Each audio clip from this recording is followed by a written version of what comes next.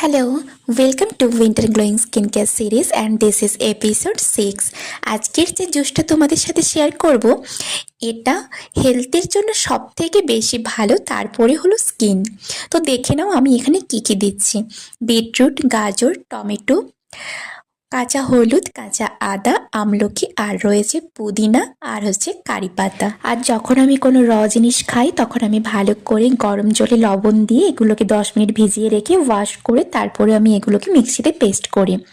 এখানে ভালো করে দেখে নাও আমি কি কি একসাথে পেস্ট করছি। এটা হেলথের জন্য তো ফার্স্ট, তারপরে আছে স্কিনের জন্য।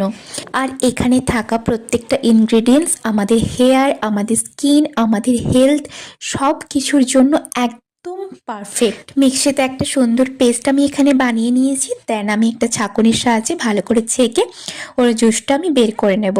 প্রত্যেকদিন সকালবেলা এমটি স্টোমাকে আমি এটা খাওয়ার পর 1 ঘন্টা ওয়েট করব, দেন আমি ব্রেকফাস্ট করব। এটাই হচ্ছে আমার বেস্ট রুটিন প্রত্যেকদিন সকালবেলা।